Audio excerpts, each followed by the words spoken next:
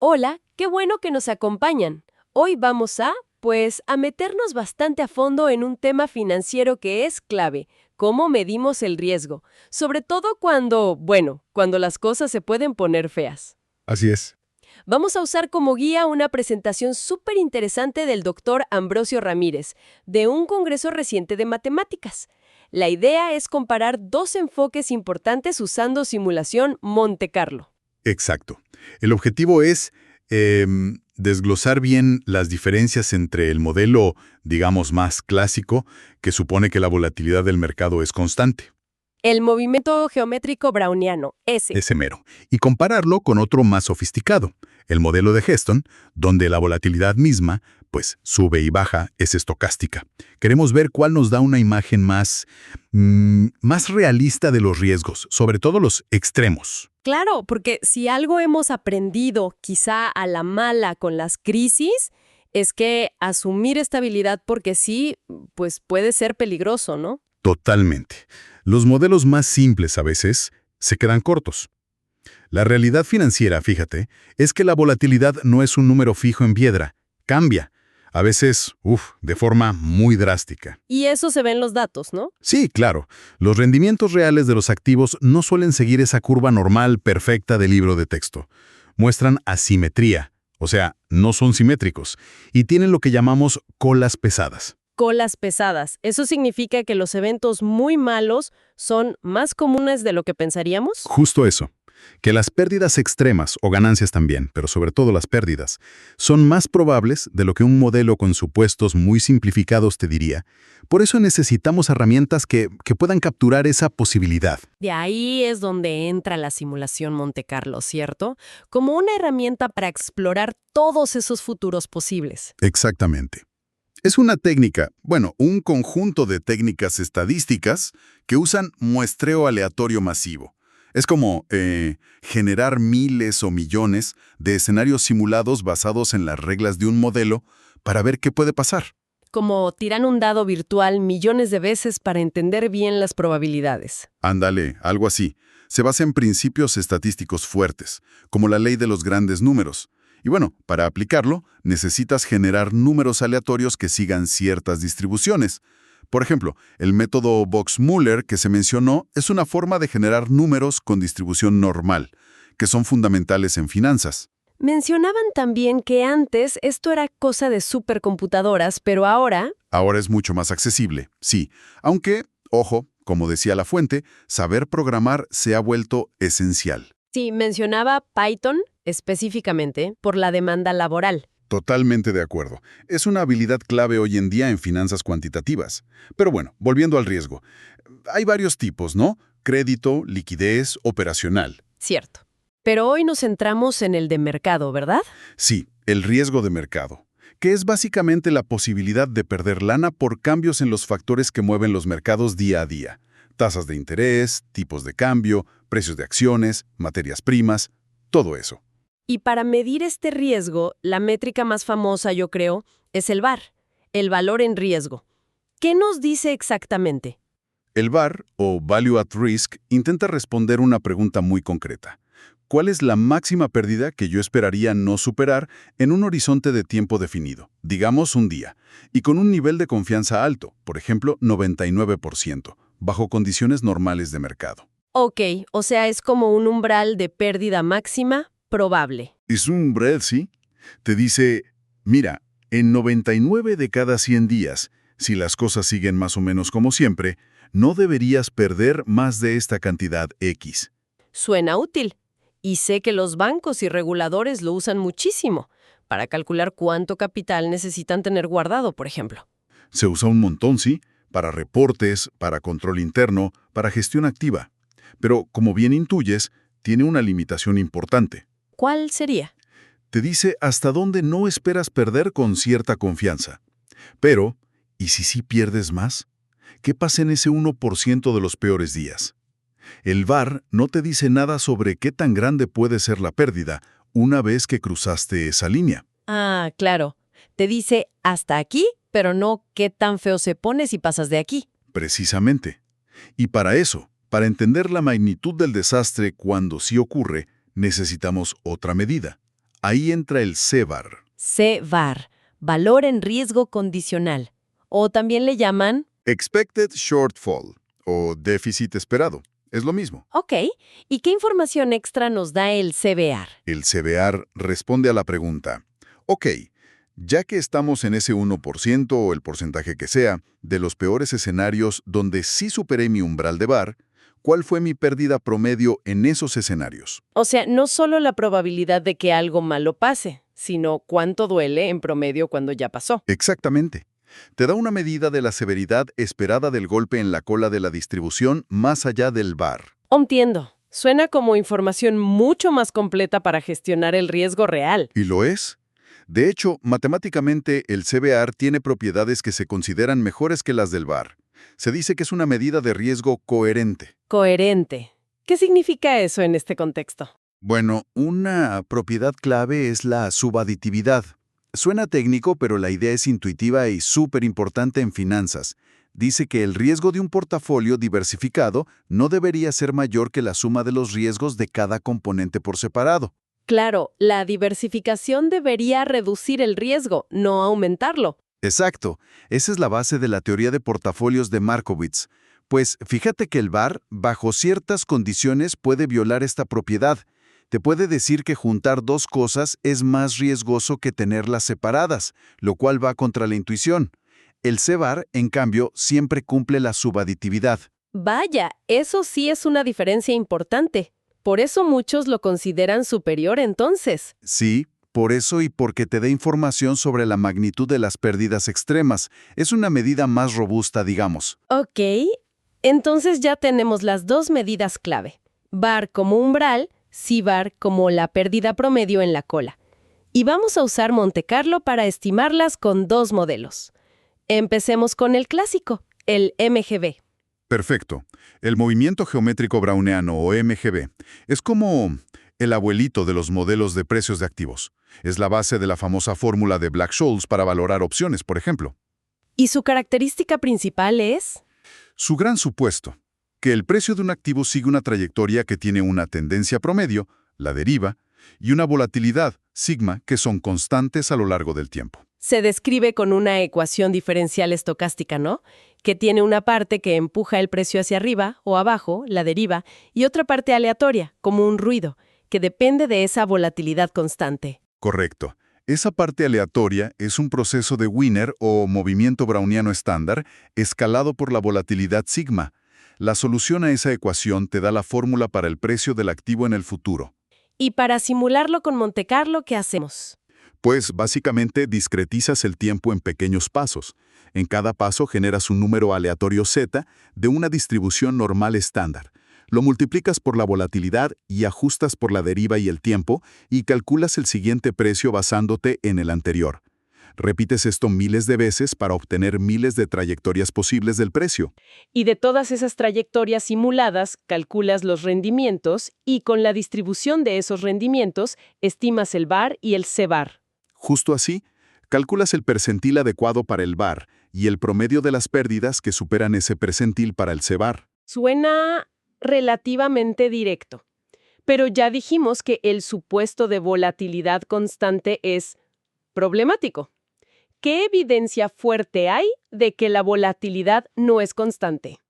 Muchísima. Pero una muy clara y visual viene del mercado de opciones. Es el fenómeno conocido como la sonrisa de volatilidad o a veces sesgo de volatilidad, volatility smile o smirk. ¿La sonrisa de volatilidad? Sí. Mira, si el modelo MGB fuera perfectamente cierto y la volatilidad fuera constante, entonces la volatilidad implícita... Espera, ¿qué es la volatilidad implícita? Buena pregunta. Es la volatilidad que, si la metes en la fórmula de Black-Scholes, que se basa en MGB, te da exactamente el precio al que se está negociando esa opción en el mercado real. Es como la volatilidad que el mercado cree que va a haber. Ok, la que hace que la teoría cuadre con la realidad del precio. Exacto. Entonces, si la volatilidad real fuera constante, esa volatilidad implícita debería ser la misma para todas las opciones sobre el mismo activo, sin importar su precio de ejercicio, qué tan dentro o fuera del dinero estén. Pero supongo que no es así. Para nada. Si graficas la volatilidad implícita contra el precio de ejercicio o una medida relacionada llamada Moneyness, KS, casi nunca obtienes una línea recta y plana. Lo que ves es una curva. A veces parece una sonrisa, más alta en los extremos, baja en el centro, a veces una especie de mueca o pendiente, smirk. ¿Y esa curva? ¿Qué nos dice? Nos grita que el mercado no cree que la volatilidad sea constante. El mercado asigna diferentes volatilidades implícitas a diferentes escenarios futuros, representados por los distintos precios de ejercicio. Eso contradice directamente el supuesto fundamental del MGB. Entendido. El propio mercado nos está diciendo, oye, la volatilidad se mueve, y se mueve de forma no trivial. Precisamente. Además de la sonrisa, hay otros fenómenos como el clustering de volatilidad, periodos de alta volatilidad seguidos de más alta volatilidad, y viceversa, que el MGB tampoco captura bien. Vale, entonces queda claro que necesitamos modelos que permitan que la volatilidad cambie, y esto nos lleva al segundo modelo que se analizó. Exacto. Al modelo de Heston. Este ya es un salto cualitativo importante, porque aquí no solo el precio del activo es aleatorio. Sino que la volatilidad también lo es. Correcto. Más precisamente, la varianza del activo, que es el cuadrado de la volatilidad, se modela como otro proceso estocástico. O sea, tenemos dos ecuaciones aleatorias que interactúan. Sí, tienes una ecuación para el precio, parecida a la del MGB, pero donde la volatilidad ya no es una constante sigma, sino que es la raíz cuadrada de otra variable, llamémosle V. Y luego tienes otra ecuación que describe cómo evoluciona esa V en el tiempo, también de forma aleatoria. ¿Y cómo se modela esa V? La varianza. Típicamente se usa un proceso tipo Cox-Singer-Solross, o CIR. Es un modelo que se usa también mucho para tasas de interés. Tiene una propiedad importante llamada reversión a la media. Reversión a la media, que tiende a volver a un nivel promedio. Justo eso. La varianza V tiende a regresar hacia un nivel de largo plazo, que se llama teta, a una cierta velocidad kappa. Si la varianza sube mucho, la ecuación la empuja hacia abajo, hacia teta. Si baja mucho, la empuja hacia arriba. Tiene sentido. La volatilidad no explota ni desaparece para siempre, usualmente. Exacto. Y además, el modelo Heston introduce otro ingrediente crucial. Permite que haya una correlación entre el ruido aleatorio que afecta al precio y el ruido aleatorio que afecta a la varianza. Se representa con un parámetro ρ. Ah, ¿y por qué es importante esa correlación? Porque captura un hecho empírico muy observado en los mercados. A menudo, cuando los precios de las acciones caen bruscamente, la volatilidad tiende a subir.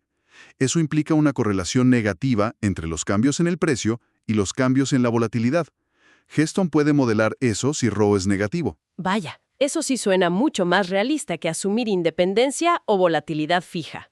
Entonces, Heston tiene más parámetros que el MGB. Sí, tiene kappa, velocidad de reversión, teta, nivel de largo plazo de la varianza, sigma V, que es como la volatilidad de la propia volatilidad, que tanto brinca V, y ρ, la correlación. Y también vi que en la ecuación del precio se usa la tasa libre de riesgo, R, en lugar de la deriva mu del MGB.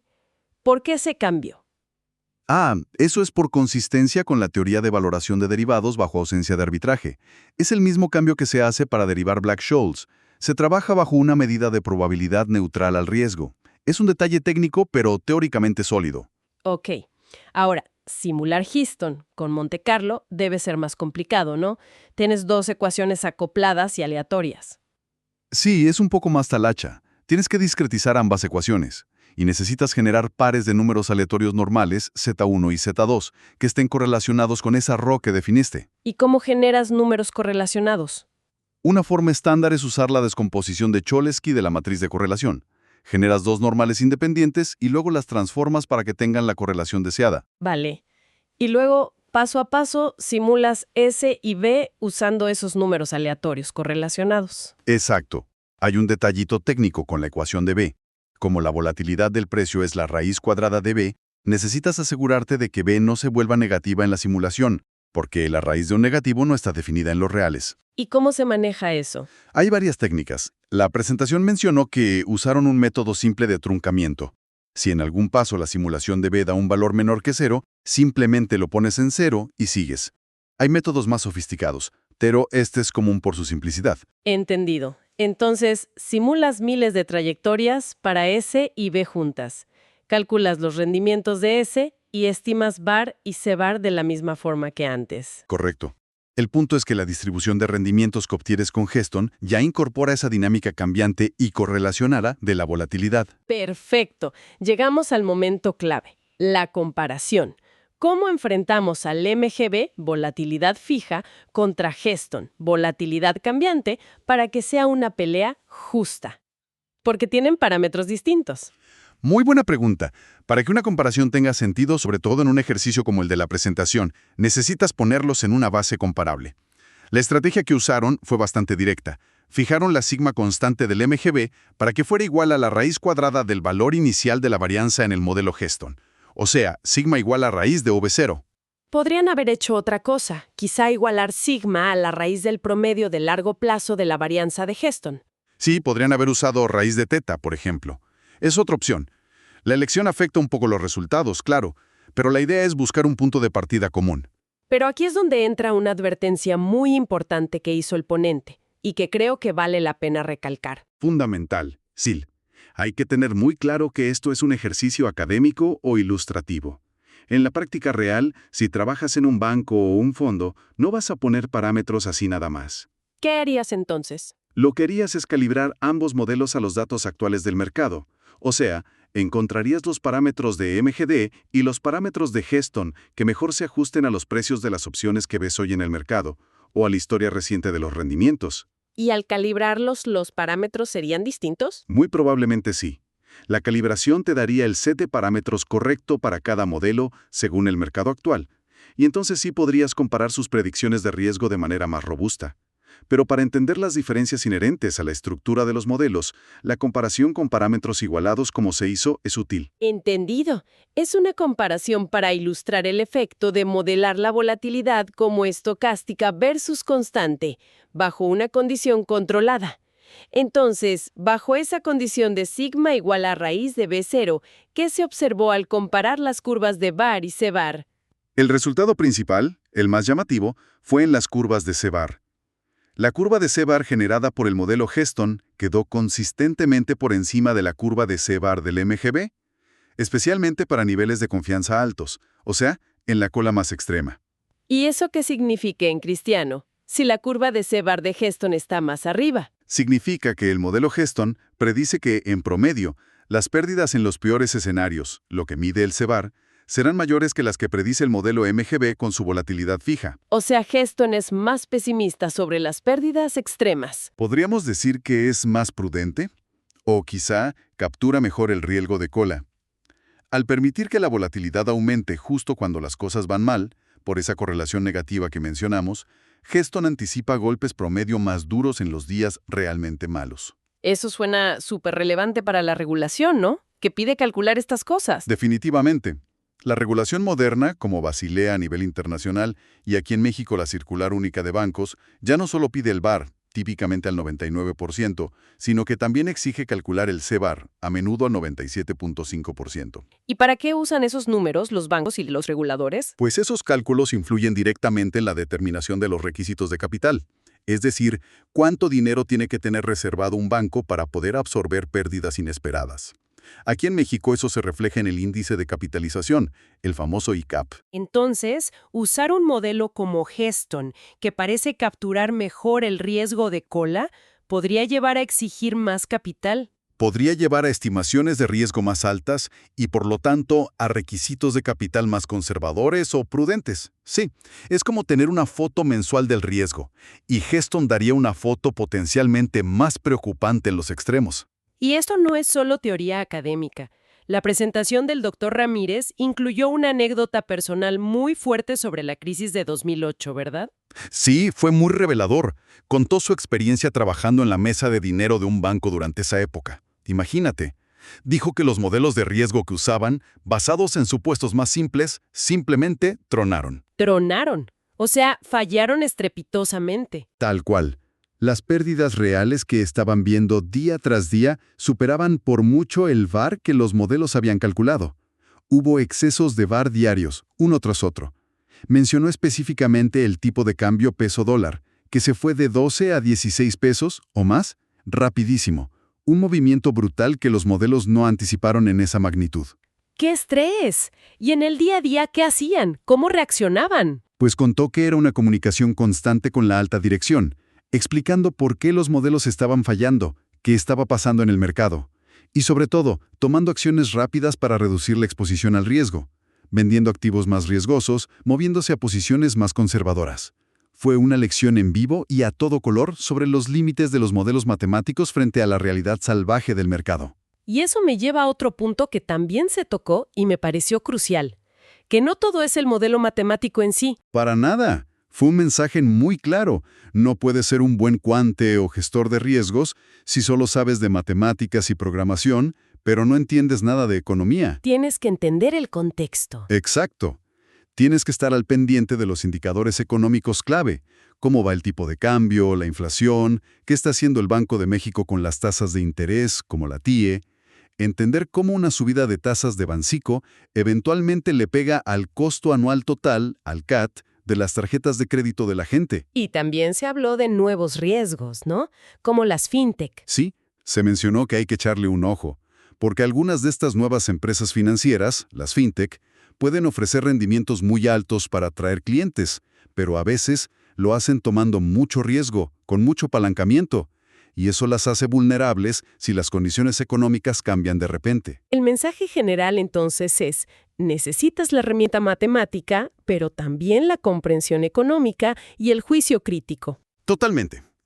El llamado fue para los profesionales, actuarios, matemáticos, economistas, científicos de datos, a entender de verdad el corazón de los modelos que usan, sus supuestos, sus limitaciones, y a conectarlos siempre con la realidad económica, no aplicarlos como si fueran cajas negras mágicas. Muy bien, pues hagamos un resumen rápido para ir cerrando. Hemos explorado cómo se pueden comparar modelos para medir el riesgo financiero extremo usando la simulación Monte Carlo. Vimos el modelo clásico MGB con volatilidad fija. Y lo comparamos con el modelo de Heston, que permite que la volatilidad cambie y esté correlacionada con el precio. La conclusión clave de la comparación, bajo las condiciones controladas del estudio, fue que Heston tiende a predecir mayores pérdidas promedio en los escenarios de cola, medidos por el CBAR.